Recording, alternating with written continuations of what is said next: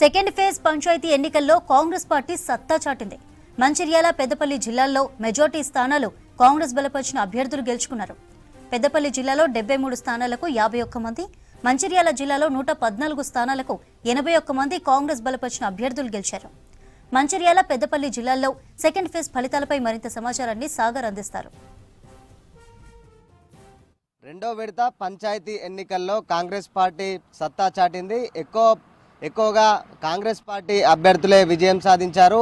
మొత్తము ఇప్పటికీ first phase సంబంధించిన సేమ్ అదేవిధంగా రెండో ఫేజ్కు సంబంధించింది కూడా అదే రిపీట్ అయిపోయింది. రెండు దఫాల్లో ఇటు కాంగ్రెస్ పార్టీ అభ్యర్థులే ఎక్కువ శాతం మెజారిటీ సభ్యులు గెలిచారు.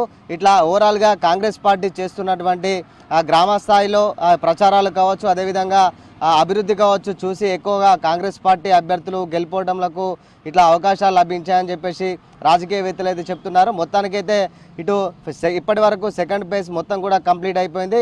ఇవాళ థర్డ్ ఫేజ్కి సంబంధించిన ఎన్నికల ప్రచారాలు ముగింపు కాబోతున్నాయి. మూడో ఫేజ్కు సంబంధించి 17వ తారీఖున ఎన్నికల పోలింగ్ ఉండబోతుంది. ఈ నేపథ్యంలో అధికారులన్నీ కూడా ఏర్పాట్లు చేశారు. ఇక నిన్న జరిగిన సెకండ్ ఫేజ్ సంబంధించిన ఒకసారి పెద్దపల్లి, మంచిర్యాల జిల్లాలో చూస్తే పెద్దపల్లి జిల్లాలో 4 మండలాల్లోని 73 గ్రామాల్లో జరిగిన ఎన్నికల్లో కాంగ్రెస్ పార్టీ 51 స్థానాలు, బీఆర్ఎస్ పార్టీ 14 స్థానాలు, స్వతంత్రులు 6, బీజేపీ 1, సిపిఐ 1 స్థానాల్లో విజయం సాధించారు. ఎక్కువగా మెజార్టీ స్థానాలు కాంగ్రెస్ వైపే ఎక్కువగా గెలుపొందారు. జిల్లాలోని 4 మండలాల్లో మొత్తం 84.15% వరకు పోలింగ్ నమోదైంది. ఈ సెకండ్ ఫేజ్ సంబంధించిన పోలింగ్ శాతం చూసుకున్నట్లయితే ఎక్కువ శాతము పోలింగ్ శాతం నమోదైందని కూడా చెప్పుకోవచ్చు. మొత్తము పెద్దపల్లి జిల్లాలో 94,807 మంది ఓటర్లు తమ ఓటు హక్కునైతే పంచాయతీ ఎన్నికల్లో వినియోగించుకున్నారు. ఇక ఒక్కొక్క గ్రామ పంచాయతీలో డిఫరెంట్గా రాజకీయాలు అయితే కొనసాగాయి. ఇంట్రెస్టింగ్ మొత్తం గెలుపోవడంలో అయితే ఉన్నాయి. ఒకసారి మనం చూస్తే పాలకుర్తి మండలం ఘన్శ్యామ్ దాస్ నగర్ సర్పంచ్గా అత్త కోడలు పై గెలుపొందిన సిచ్యువేషన్ మనకు చూడొచ్చు. అత్త సూర నరసమ్మపై కోడలు సూర రమ 18 ఓట్లతో గెలుపొందింది. ఒకే ఇంటి నుండి సర్పంచ్ అభ్యర్థులుగా అత్త కోడలు నామినేషన్ వేసి హోరాహోరీగానైతే ప్రచారం చేశారు.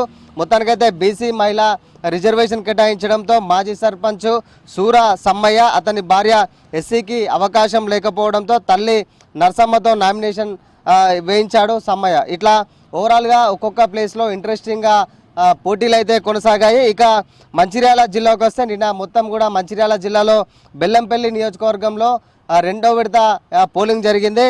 బెల్లంపల్లి చూస్తే మొత్తము 7 మండలాల్లో 114 స్థానాలకు ఎన్నికలు జరగగా కాంగ్రెస్ సర్పంచులు 81 మంది, బీఆర్ఎస్ సర్పంచులు 26, స్వతంత్ర అభ్యర్థులు 4. ఇందులో ఫస్ట్గా రెండో విడతలో ఫస్ట్ 2 ఏకగ్రీవం అయ్యాయి. 2 జీపీలు ఏకగ్రీవం కాగా 1 నామినేషన్ పడని వేమనపల్లి మండలం రాజారంగా ఉంది. ఇందులో అత్యధికంగా కాంగ్రెస్ పార్టీ అభ్యర్థులే 81 మంది విజయం సాధించారు. ఇక మొత్తంగా ఈ బెల్లంపల్లి కాన్స్టిట్యున్సీలో మొత్తం ఇంట్రెస్టింగ్ రాజకీయాలు కొనసాగి ఇంట్రెస్టింగ్ పోటీలు నెలకొన్నాయి. నిన్న ఒకసారి చూస్తే మనకు నెన్నెల మండలం గంగారం గ్రామంలో బీఆర్ఎస్ పార్టీ అభ్యర్థి పోషంపై కాంగ్రెస్ పార్టీ అభ్యర్థి రాజ్ కుమార్ 2 ఓట్లతో విజయం సాధించారు. నెన్నెల మండలం మన్నెగూడ గ్రామంలో కాంగ్రెస్ పార్టీ అభ్యర్థి గణేష్పై బీఆర్ఎస్ పార్టీ అభ్యర్థి మధు 2 ఓట్లతో గెలుపొందారు. ఇక కన్నెపల్లి మండలంలో సూర్జాపూర్ సర్పంచ్ 2 ఓట్లతో గెలుపొందాడు. హోరాహోరీగా జరిగిన ఎన్నికల కాంగ్రెస్ పార్టీ బలపరిచిన కోట చుక్కయ్య 2 ఓట్లతో విజయం సాధించారు.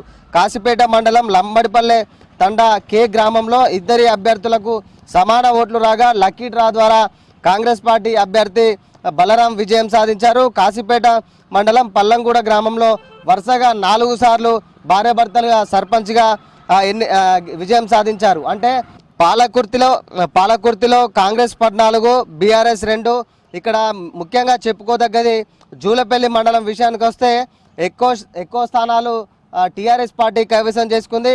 ఇక్కడ మొత్తము బీఆర్ఎస్ పార్టీ మొత్తం స్థానాలు జూలపల్లి మండలంకి వచ్చేసి మొత్తం 13 సర్పంచ్ స్థానాలు ఉండగా అందులో 8 స్థానాలు బీఆర్ఎస్ కైవసం చేసుకుంది.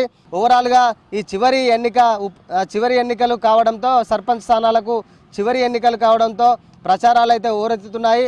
రేపు 17వ తారీఖున ఎల్లుండి 17వ తారీఖు నుంచి ఈ థర్డ్ ఫేజ్ సంబంధించిన పోలింగ్ ఉండబోతుంది.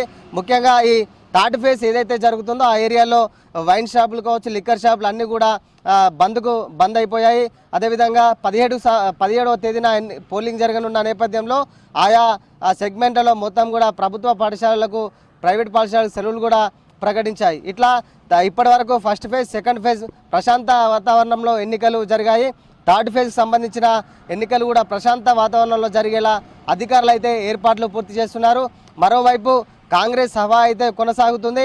ఫస్ట్ ఫేజ్, సెకండ్ ఫేజ్లో కాంగ్రెస్ హవా కొనసాగింది. ఎక్కువ మెజార్టీ అభ్యర్థులు కాంగ్రెస్ పార్టీ అభ్యర్థులే గెలవడం, కొద్దిగా ఈ సిట్టింగ్ గవర్నమెంట్ కావడంతో కూడా పెద్ద ఎత్తున సందడి వాతావరణం అయితే నెలకొంది. థర్డ్ ఫేజ్ సంబంధించిన అన్ని ఏర్పాట్లు కూడా అధికారులు పూర్తి చేశారు. ఈ రోజుతో మొత్తము ప్రచారాలకైతే తెరపడనుంది. ఇది మొత్తంగా పెద్దపల్లి జిల్లా, ఇటు మంచిర్యాల జిల్లాలో నిన్న 2వ విడతకు సంబంధించిన పూర్తి అప్డేట్. కెమెరా పర్సన్ రవితో సాగర్, V6 న్యూస్, మంచిర్యాల నుంచి.